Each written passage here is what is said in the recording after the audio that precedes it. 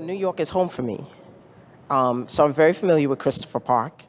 I recall even hanging out at Christopher Park as a young teenager and as a young adult. So of course I was excited, me being a part of the LGBTQ community, I was excited that we were finally getting a site in the National Park Service that identified with telling the story of the LGBTQ community.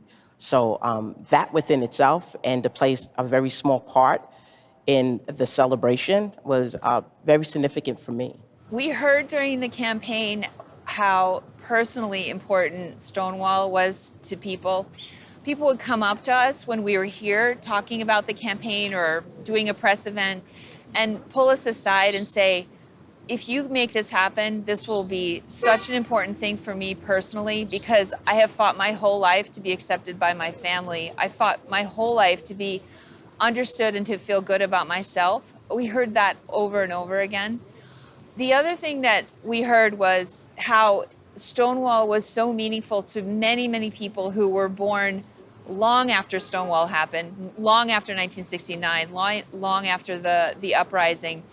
And it was so clear, in which so many people know, that the symbolism of what happened here, the thing that happened here, was a symbol for the need for freedom and liberty and justice and equity and inclusion for all people around the world. Before Stonewall, in 2 decades, beginning in 1949, we only had maybe a dozen groups, and there were no more than 300 or 400 activists in the whole country.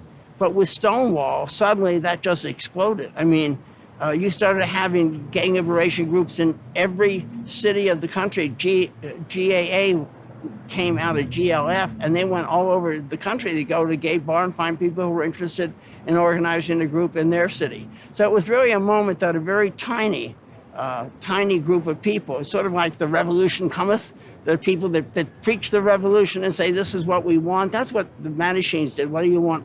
We want to be equal under the law. We don't want to have ourselves criminals because of what we do in bed. We want the right of privacy. We want to be able to go out and get a job like anybody else. We don't want to be physically attacked on the streets. Just civil rights that everyone else wants. And I think that once that litany got written out, it was sort of the platform that these people had to grab onto, because we had thought through all the issues and argued all the issues by that time. The designation of the Stonewall National Monument was a landmark event because of what it said. And it said that our history, LGBTQ history, was a part of the American story. Because what it did is it said that the history of the LGBTQ Civil Rights Movement was part of the American story, part of American history. So often when people talk about the Stonewall Uprising, which took place in June 1969, they talk about it being a starting point. But it really isn't. And what I love about the Stonewall National Monument is that it offers an entry point into the history that came before and after. Because it's a much bigger story than just Stonewall, although Stonewall was a key catalyst in the history of the gay civil rights movement, and it gave birth to the gay liberation phase of the movement. Oh, there was a complete confidence. There was an understanding. It went beyond ourselves. I remember coming down the street. I lived on New Yorkville, and there was a sanitation man. He looked very mean, and he just looked at me. He was throwing bags of garbage into the truck and just stared at me. I was very sorry I didn't cross the street.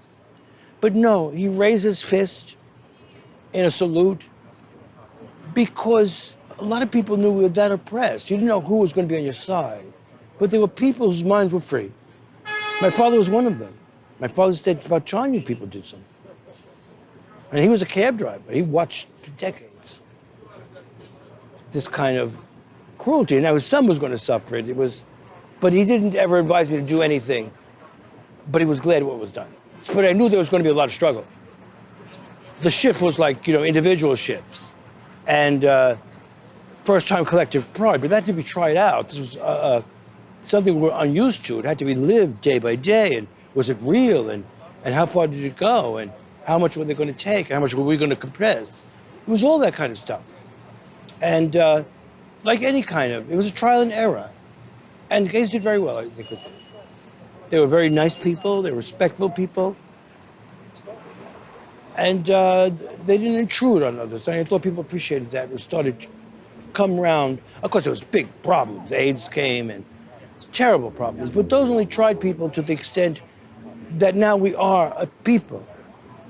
And that's what Stonewall started, or Stonewall was the spark or the sparkler for what was happening already.